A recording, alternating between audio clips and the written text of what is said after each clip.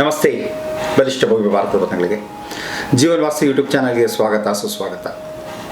ಇವತ್ತು ಗುರುವಾರ, ಅಷ್ಟಲಕ್ಷ್ಮಿ ವೈಭವ, ಅಷ್ಟಲಕ್ಷ್ಮಿ ಯೋಗ ಏನೇನು ಹೇಳ್ತಾ ಇರ್ತೀನಿ ಅಂತಾರೆ. ಜೀವನದಲ್ಲಿ ಹಣ ಜಾಸ್ತಿ ಬೇಕು. ಯಾಕೆ ಬೇಕು ಅಂತಂದರೆ ಚೆನ್ನಾಗಿ ಬಾಳೋದಕ್ಕೆ ಬೇಕು. ಎಷ್ಟೋ ಜನಕ್ಕೆ ಏನಾಗ್ಬಿಡುತ್ತೆ ಅಂತಾರೆ, ಸಂಪಾದನೆ ಮಾಡ್ತಾರೆ ಆದರೆ ಅದನ್ನು ಉಳಿಸ್ಕೊಳ್ಳೋಕ್ಕಾಗಲ್ಲ, ಸರಿಯಾಗಿ ಹಣವನ್ನು ಉಳಿಸ್ಕೊಳ್ಳೋಕ್ಕಾಗಲ್ಲ. ಅದೇನು ಹೇಳುತ್ತೆ ಅಂತಾರೆ ಇಂಗ್ಲೀಷಲ್ಲಿ, the money which you saved is the money you earned ಅಂತಂದ್ಬಿಟ್ಟು, ನಾನು ಏನನ್ನ ಉಳಿಸ್ತೀನೋ ಅದನ್ನೇ ಗಳಿಸ್ಕೊಂಡಂಗೆ ಅಂತಂದ್ಬಿಟ್ಟು. ಬೇರೆ ಹತ್ರ ಖರ್ಚಾಗ್ತಾನೆ ಇರೋದು. ಏನು ಉಳಿಸೋ ರೀತಿಯಲ್ಲಿ ನಾವು ಸಂಪಾದನೆಯನ್ನು ಮಾಡಬೇಕು, ಅಥವಾ ಸಂಪಾದನೆ ಮಾಡಿದರೂ ಒಂದಷ್ಟು ಉಳಿಸ್ಬೇಕು. ಇದು ಜಾಣತನ. ಈ ಉಳಿಸುವಂತಹ ಗುಣವನ್ನು ಹೆಚ್ಚಿಗೆ ಮಾಡುವಂಥ ವಾಸ್ತುವಿನ ಪ್ರಕಾರ ಒಂದು ಜಾಗ ಯಾವುದು ಅಂತಂದರೆ ವೆಸ್ಟ್ ಆಫ್ ಸೌತ್ ವೆಸ್ಟ್. ಯಾವುದು? ಪಶ್ಚಿಮ ನೈಋತ್ಯ. ಅದು ಯಾವುದು ಅಂತಾರೆ, ನೈಋತ್ಯಕ್ಕೂ ಮತ್ತು ಪಶ್ಚಿಮಕ್ಕೂ ಮಧ್ಯಭಾಗದಲ್ಲಿ ಬರುತ್ತೆ, ಅದಕ್ಕೆ ಪಶ್ಚಿಮ ನೈಋತ್ಯ ಅಂತ ಕರಿತೀವಿ. ಈ ಪಶ್ಚಿಮ ನೈಋತ್ಯದಲ್ಲಿ ಏನು ಮಾಡ್ಬೋದು ಅಂತಂದರೆ, ನೀವು ನಾನು ಪ್ರಾಕ್ಟೀಸ್ ಮಾಡ್ತಾ ಇದ್ದೀನಿ, ನಮ್ಮ ಮನೆಯಲ್ಲೂ ಹೇಳಿದ್ದೀನಿ, ಸಾಕಷ್ಟು ಜನ ನನ್ನ ಹತ್ರ ಬರೋಂಥ ಸ್ಟೂಡೆಂಟ್ಸ್ಗಳು ಇವರೆಲ್ಲರಿಗೂ ಹೇಳಿದ್ದೀನಿ ನಾನು ಪ್ರಾಕ್ಟೀಸ್ ಮಾಡಿ ಅಂತ. ಏನು ಅಂತಂದರೆ, ಪಶ್ಚಿಮ ನೈಋತ್ಯ ಭಾಗದಲ್ಲಿ ಏನು ಮಾಡ್ಬೋದು, ಒಂದು ಹುಂಡಿ ಗೊತ್ತಿದೆಯಲ್ಲ. ಸೊ ಪಿಗ್ಗಿ ಬ್ಯಾಂಕ್ ಅಂತ ಇಂಗ್ಲೀಷಲ್ಲಿ ಕರಿತೀವಿ, ಕನ್ನಡದಲ್ಲಿ ಅಂತಾರೆ ಒಂದು ಹುಂಡಿ, ಕಾಸು ಕುಡಿಕೆ ಅಂತ ಕರಿಬೋದು. ಆ ಕಾಸು ಕುಡಿಕೆಯನ್ನು ಏನು ಮಾಡ್ಬೋದು, ಪಶ್ಚಿಮ ನೈಋತ್ಯ ಭಾಗದಲ್ಲಿಟ್ಟು ಪ್ರತಿದಿನನೋ ಅಥವಾ ವಾರಕ್ಕೊಂದು ದಿನನೋ ಅಥವಾ ವಾರಕ್ಕೆ 2 ದಿನನೋ ನಿಮ್ಗೆ ಯಾವಾಗೆಲ್ಲ ಆಗುತ್ತೋ ಪ್ರತಿ ಸಲ ಅಲ್ಲಿ ಹೋಗಬೇಕು, ನಿಂತ್ಕೋಬೇಕು. ₹1, ₹2, ₹5 ಏನೋ ಒಂದು ಕಾಯಿನ್ ಹಾಕಿದ್ರಲ್ಲಿ. ಬಟ್ ಅದನ್ನ ಏನು ಮಾಡಬೇಕು ನೀವು, ಇವಾಗ ₹1 ಹಾಕ್ತಾ ಇದ್ದೀನಿ ಅಂತಂದರೆ ನಾನು 1,000ವನ್ನು ಸೇವ್ ಮಾಡ್ತಾ ಇದ್ದೀನಿ, ಈ ರೀತಿ ಕೂಡ ಅಂದ್ಕೋಬೋದು. ಹಾಗೆಯೇ ₹1 ಹಾಕ್ಬೇಕಾದ್ರೆ ನಾನು 1,00,000ವನ್ನು ಸೇವ್ ಮಾಡ್ತಾ ಇದ್ದೀನಿ ಅನ್ನೋ ಮನೋಭಾವದಲ್ಲಿ ನೀವು ಹಾಕ್ತಾ ಹೋಗಬೇಕು. ಅಂದರೆ ಉಳಿಸ್ತಾ ಹೋಗ್ತಾ ಇದ್ದೀನಿ. ಯಾತಕ್ಕೋಸ್ಕರ? ನನ್ನ ಮುಂದಿನ ಜೀವನದ ಪ್ರಗತಿಗೋಸ್ಕರ, ಮುಂದಿನ ಜೀವನವನ್ನು ಸುಗಮವಾಗಿ ನಡೆಸೋದಕ್ಕೋಸ್ಕರ ಉಳಿಸಿಟ್ರೆ ಮಾತ್ರ ಬಳಸ್ಕೊಳಕ್ಕಾಗತ್ತೆ, ಇಲ್ದಿರ ಸಾಲ ತೊಗೋಬೇಕಾಗತ್ತೆ. ಇದು ವಿಶೇಷವಾಗಿ ತುಂಬ ಜನಕ್ಕೆ ವರ್ಕ್ ಆಗಿದೆ. ನಾನು ಇದನ್ನು ಆಗಾಗ ಮಾಡ್ತಾ ಇರ್ತೀನಿ. ವಾರದಲ್ಲಿ ಒಂದಿನ ಏನು ಮಾಡ್ತೀನಿ, ನನ್ನ ಆಫೀಸಲ್ಲೂ ಕೂಡ ಇದನ್ನು ಇಟ್ಟಿದ್ದೀನಿ. ಹೋಗ್ತೀನಿ, ₹1, ₹2 ಹಾಕಿ ಬೇಡ್ಕೊತಾ ಹೋಗ್ತೀನಿ. ಯಾರನ್ನ? ಲಕ್ಷ್ಮಿಯನ್ನು ಬೇಡ್ಕೊತಾ ಹೋಗ್ತೀನಿ. ತಾಯಿ, ನನಗೆ ಯಥೇಚ್ಛವಾಗಿ ಹಣ ಉಳಿಸುವ ರೀತಿಯಲ್ಲಿ ನನಗೆ ಹಣ ಗಳಿಕೆಗೆ ದಾರಿಯನ್ನು ಮಾಡಿಕೊಡು ಅಂತ ಕೇಳ್ಕೊಳ್ತೀನಿ. ನೀವು ಇದೇ ರೀತಿಯಲ್ಲಿ ಕೇಳ್ಕೊಳ್ಳೋದ್ರಿಂದ ಹಣವನ್ನು ಉಳಿಸುವಂತಹ ಮನೋಭಾವ ಹೆಚ್ಚಾಗಲಿ, ಹಣ ಉಳಿಕೆ ನಿಮ್ಮಲ್ಲಿ ಹೆಚ್ಚಾಗಲಿ, ಹಾಗೆ ಅದು ಬೆಳೀತಾ ಹೋಗಲಿ ಅಂತ ಕೇಳ್ಕೊತೀನಿ.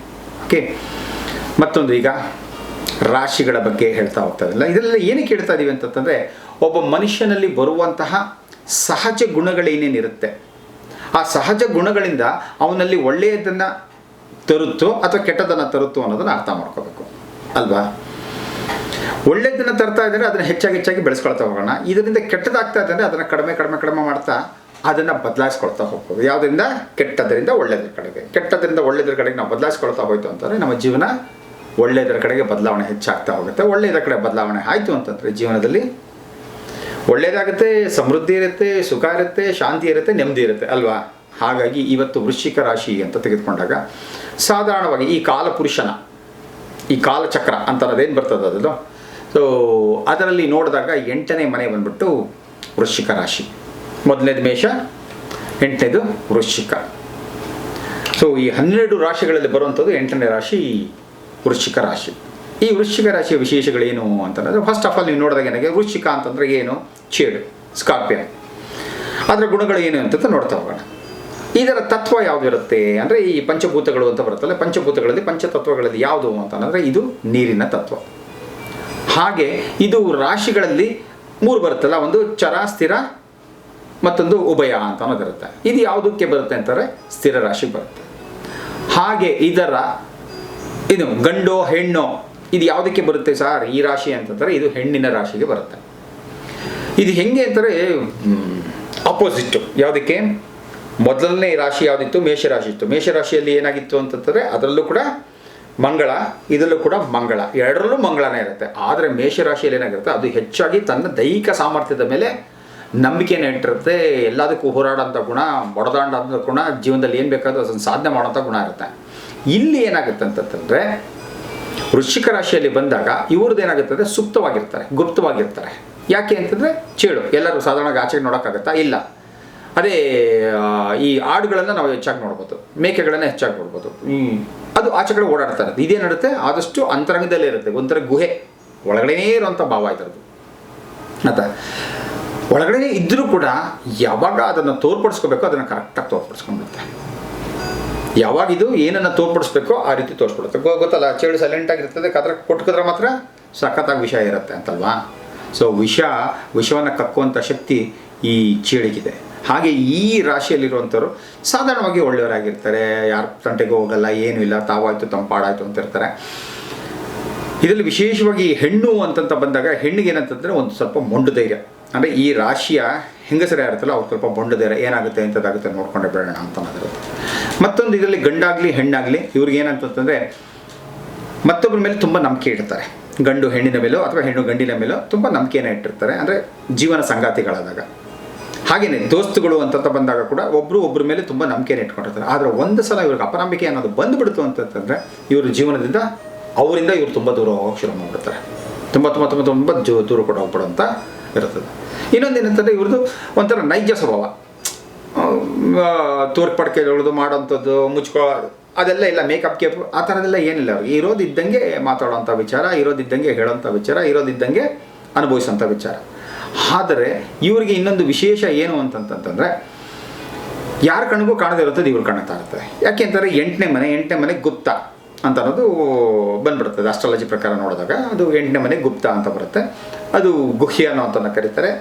ಇವ್ರದ್ದು ಏನು ಅಂತಂತಂದರೆ ಅನೇಕ ರೀತಿಯಾದ ಥರ ಹೇಳ್ತಿಲ್ಲ, ಎಲ್ಲರಿಗೂ ಹಾಗೆ ಆಗ್ಬಿಡುತ್ತೆ ಅಂತಲ್ಲ, ಕೆಲವೊಬ್ಬರಿಗೆ ಏನಾಗುತ್ತೆ ಅಂತಾರೆ ಅನೇಕ ಅಫೇರ್ಸ್ಗಳು ಇರುತ್ತೆ. ಅಂದರೆ ಎಕ್ಸ್ಟ್ರಾ ಮ್ಯಾರಿಟಲ್ ಅಫೇರ್ಸ್ ಅಂತ ಏನು ಕರೀತಾರಲ್ಲ, ವೈವಾಹಿಕ ಜೀವನಕ್ಕಿಂತ ಬೇರೆ ಬೇರೆ ರೀತಿಯಾದಂಥ ಒಂದು ಸಂಬಂಧಗಳನ್ನ ಕೂಡ ಇಟ್ಕೊಳ್ಳುವಂಥ ಚಾನ್ಸಸ್ ಇರುತ್ತೆ. ಇಟ್ಕೊಂಡ್ರೆ ಏನಾಗುತ್ತೆ, ಖಂಡಿತವೂ ಒಂದಲ್ಲ ಒಂದಿನ ಬಯಲಿಗೆ ಬಂತು ಅಂತಂದರೆ ನಿಮಗೆ ಕಷ್ಟ ತಪ್ಪಿತ್ತಲ್ಲ.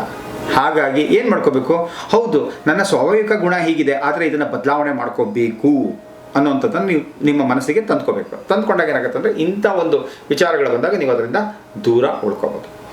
ಹಾಗೆಯೇ ಇವರು ಏನಾಗುತ್ತೆ ಅಂದರೆ ವಿಚಾರಗಳನ್ನು ಯಾವುದೇ ಒಂದು ವಿಚಾರ ಹೇಳಿದ್ರು ಸೂಕ್ಷ್ಮವಾಗಿ ಗ್ರಹಿಸ್ತಾರೆ. ಏನಾದ್ರು ಹೇಳಿದ್ರೆ ಅದನ್ನು ತುಂಬ ಚೆನ್ನಾಗಿ ಅರ್ಥ ಮಾಡ್ಕೊಳ್ತಾರೆ, ಅದನ್ನು ಜೀವನದಲ್ಲಿ ಪಾಲನೆ ಮಾಡೋಕ್ಕೆ ಪ್ರಯತ್ನ ಪಡ್ತಾರೆ. ಹಾಗಾಗಿ ನಾನು ಹಿಂಗೆ ಹೇಳ್ತಾ ಇರೋದು, ಇಂಥ ವಿಚಾರಗಳಿದ್ದಾಗ ಇದರಿಂದ ನೀವು ದೂರ ಉಳ್ಕೊಳ್ಳುವಂಥದ್ದು ಬಹಳ ಒಳ್ಳೆಯದು. ಇನ್ನೊಂದೇನಂತಂದರೆ ಇವರು ಸಾಧಾರಣವಾಗಿ ಯಾರ ಜಗಳಕ್ಕೂ ಹೋಗಲ್ಲ, ಯಾರ ತಂಟೆಗೂ ಹೋಗಲ್ಲ, ಯಾರ ತಕರಾರಿಗೂ ಹೋಗಲ್ಲ, ಇವರಾಯಿತು ಇವ್ರು ಪಾಡಾಯಿತು ಅಂತಿರ್ತಾರೆ.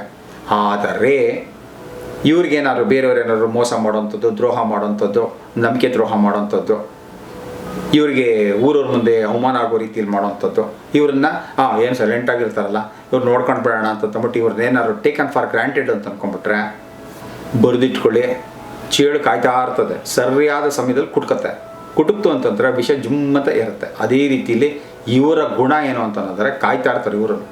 ಇವತ್ತು ನನಗೆ ಅವಮಾನ ಮಾಡಿದೆಲ್ಲ, ನಾಳೆ ನೀನು ನೋಡ್ಕೋತೀನಿ, ಏನು ಮಾಡ್ತೀನಿ ನೋಡ್ತಾರೋ ಅಂತಂದ್ಬಿಟ್ಟು ಊರವ್ರ ಮುಂದೆ ನಮ್ಮ ಮಾನ ಮರ್ಯಾದೆನ ಕಳೀತಾರೆ. ಹೆಂಗೆ ಹೇಳ್ಬೇಕು ಅಂದರೆ ಪಕ್ಕ ಹುಡುಗರ ಭಾಷೆಯಲ್ಲಿ ಹೇಳಬೇಕು ಅಂತಾರೆ, ಊರವ್ರ ಮುಂದೆ ಚಡಿ ಬಿಚ್ಚಿಬಿಡ್ತಾರೆ. ಈ ರೀತಿಯಲ್ಲಿ ಕೂಡ ಮಾಡಿಬಿಡ್ತಾರೆ. ಈ ಮಟ್ಟಕ್ಕೆ ಅವರು ಸೇಡನ್ನು ತೀರಿಸ್ಕೊಳ್ಳೋಂಥ ಸ್ವಭಾವ ಅವ್ರಿಗಿರುತ್ತೆ. ಸೊ ಈ ರೀತಿ ಸೇಡು ತೀರಿಸ್ಕೊಳ್ಳೋದ್ರಿಂದ ಏನಾಗುತ್ತೆ, ಕೊನೆಗೆ ನಿಮಗೆ ಮಗದೊಬ್ಬರಿಂದ ವೈರತ್ವಗಳು ಬೆಳೀತಾ ಇರುತ್ತೆ. ಆದರೆ ಈ ವೃಶ್ಚಿಕ ರಾಶಿಯಲ್ಲಿರೋಂಥವ್ರು ನಾನು ಹೇಳ್ತೇನಲ್ಲ, ಸೇಡು ತೀರಿಸ್ಕೊಳ್ಳೋಂಥ ಮನೋಭಾವ ತುಂಬ ಒಳ್ಳೆಯದಲ್ಲ. ಆದ್ದರಿಂದ ಅಂಥ ಒಂದು ಏನು ಸಿಚುವೇಶನ್ಗೆ ಅವಕಾಶಗಳನ್ನೇ ಕೊಡಬೇಡಿ ಅಂತ ಹೇಳ್ತೀನಿ. ಬಟ್ ನಿಜ ಹೇಳಬೇಕು ಅಂತಾರೆ ಇವರಿಗೆ ಭಾಳ ಸಿನ್ಸಿಯರ್ ಆಗಿರ್ತಾರೆ, ಹಾನೆಸ್ಟ್ ಆಗಿರ್ತಾರೆ. ಏನು ಕೆಲಸ ಹೇಳಿದ್ರು ಕೂಡ ಅದನ್ನು ನಿಯತ್ತಾಗಿ ಮಾಡ್ಕೊಂಡು ಹೋಗುವಂಥ ಮನೋಭಾವ ಇರಲಿರುತ್ತೆ. ಆದರೆ ಅವ್ರಿಗೆ ಹೇಳ್ತೀನಿಲ್ಲ, ಒಳಗಡೆನೇ ಕುದೀತಾ ಇರುತ್ತೆ ಆ ಸೇಡು ಅನ್ನೋಂಥದ್ದು, ಒಳಗಡೆನೇ ಸೇಡು ಅನ್ನೋಂಥ ಕುದೀತಾ ಇರುತ್ತೆ. ಹಾಗಾಗಿ ಅವಕಾಶ ಬಂದಾಗ ಏನು ಮಾಡ್ತಾರೆ, ತೊಗೊಂಡ್ಬಿಡ್ತಾರೆ. ಏನು ಬೇಕಾದ್ರೂ ಯಾವ ರೀತಿಲೂ, ಅದು ಗಂಡ ಹೆಂಡತಿಗಾಗಿರ್ಬೋದು, ಹೆಂಡತಿ ಗಂಡನಿಗಾಗಿರ್ಬೋದು.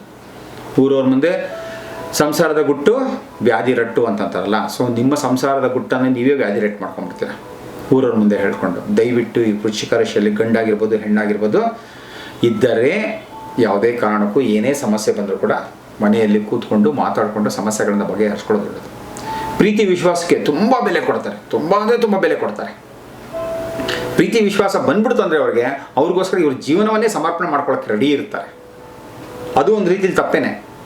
ಯಾರಿಗೆ ಎಷ್ಟು ನೀವು ಪ್ರಾಮುಖ್ಯತೆ ಕೊಡಬೇಕು ಅಷ್ಟೇ ಕೊಡಬೇಕು, ಯಾರಿಗೆ ಎಷ್ಟು ಬೆಲೆ ಕೊಡಬೇಕು ಅಷ್ಟೇ ಬೆಲೆ ಕೊಡಬೇಕು, ಯಾರಿಗೆ ಎಷ್ಟು ತ್ಯಾಗ ಮಾಡಬೇಕು ಅಷ್ಟೇ ತ್ಯಾಗ ಮಾಡಬೇಕು. ಹೆಚ್ಚಾಗಿ ಮಾಡ್ಕೊಳ್ತಾ ಹೋಯ್ತು ಅಂದರೆ ಜನ ಮನೆ ಬಳಸ್ಕೊಂಡ್ಬಿಡ್ತಾರೆ. ಬಟ್ ಗಂಡ ಹೆಂಡರ ಮಧ್ಯೆ ಇದಿರಲಿ, ಆದರೆ ಬೇರೆಯವ್ರ ಜೊತೆ, ಸ್ನೇಹಿತರ ಜೊತೆ, ಈ ಹಿತೈಷಿಗಳು ಅಂದ್ಕೊಂಡು ಬರ್ತಾರಲ್ಲ ಹಿತಶತ್ರುಗಳು, ಅವ್ರುಗಳ ಜೊತೆ ಕೆಲಸ ಕಾರ್ಯದಲ್ಲಿ ಎಲ್ಲೇ ಹೋದರೂ ಕೂಡ ನೀವು ನಿಮ್ಮ ಎಚ್ಚರಿಕೆಯಲ್ಲಿರೋಂಥದ್ದು ಒಳ್ಳೆಯಂಥದ್ದು. ಸೊ ಇಷ್ಟನ್ನು ಪಾಲನೆ ಮಾಡ್ತಾ ಹೋಯ್ತು ಅಂತಂತಂದರೆ ನಿಮಗೆ ಜೀವನದಲ್ಲಿ ಖಂಡಿತವಾಗಲೂ ಕೂಡ ಎಲ್ಲನೂ ಒಳ್ಳೆಯದೇ ಆಗತ್ತೆ ಅಂತ. ಹಾಗಾಗಿ ಇವರಿಗೆ ಒಂದು ಶತ್ರುಗಳ ಭಯ ಇದ್ದೇ ಇರ್ತದೆ. ಯಾಕೆ ಅಂತಂದರೆ ಇವರು ಎಲ್ಲೆಲ್ಲೋ ಯಾರಿಗೋ ಹೆಂಗೆಂಗೋ ಸೇಡನ್ನು ತೀರಿಸ್ಕೊಂಡಿರ್ತಾರೆ, ಅವರು ಇವ್ರ ಮೇಲೆ ಸೇಡನ್ನು ತೀರಿಸ್ಕೊಳ್ಳೋಕೆ ಕಾಯ್ತಾ ಇರ್ತಾರೆ. ಹಾಗಾಗಿ ನೀವು ಒಂದು ಏನೋ ಈ ಯಾವ ಒಂದು ಭಾವ ಅಂತಂತಂದರೆ ಸೇಡು ತೀರಿಸ್ಕೊಳ್ಳೋಂಥ ಮನೋಭಾವದಿಂದ ನೀವು ಆಚೆ ಬಂದಷ್ಟು ತುಂಬಾ ಒಳ್ಳೆಯದು. ಎಲ್ಲರ ಜೊತೆನೂ ಚೆನ್ನಾಗಿ ಹೊಂದ್ಕೊಂಡು ಹೋಗುವಂಥದ್ದು ತುಂಬ ಒಳ್ಳೆಯದು. ಯಾಕಂದರೆ ಕೊನೆಗೆ ಜೀವನದಲ್ಲಿ ಯಾರು ಚೆನ್ನಾಗಿರಬೇಕು, ನೀವು ಚೆನ್ನಾಗಿರಬೇಕು. ಅಂದರೆ ವೃಶ್ಚಿಕ ರಾಶಿಯವರಾಗಿರಲಿ, ಯಾವ ರಾಶಿಯಾಗಿರಲಿ, ಆಯಾ ರಾಶಿಯವರು ಅವರು ಚೆನ್ನಾಗಿರ್ಬೇಕಲ್ವ. ಸೊ ಹೆಚ್ಚಾಗಿ ಈ ದ್ವೇಷಭಾವನ ಬೆಳೆಸ್ಕೊಳ್ತಾ ಹೋಗ್ತದಂಗೆ ಏನಾಗುತ್ತೆ ಅಂದರೆ ನಿಮಗೆ ತೊಂದರೆ ತಪ್ಪಿದ್ದಲ್ಲ. ಹಾಗಾಗಿ ಒಂದು ವಿಶಾಲವಾದಂಥ ಮನಸ್ಸನ್ನು ಬೆಳೆಸ್ಕೊಂಡೋಗಿ ಮಾಡ್ಕೊಳ್ಳಿ. ನಿಮ್ಮ ಜೀವನದಲ್ಲಿರುವಂಥ ತಪ್ಪುಗಳನ್ನು ಒಪ್ಪುಗಳನ್ನು ತಿಳ್ಕೊಂಡು ಉತ್ತಮ ವ್ಯಕ್ತಿಗಳಾಗಿ ಬಾಳಿ ಅಂತ ಹೇಳ್ತಾ ನಮಸ್ತೆ, ಜೈ ಹಿಂದ್.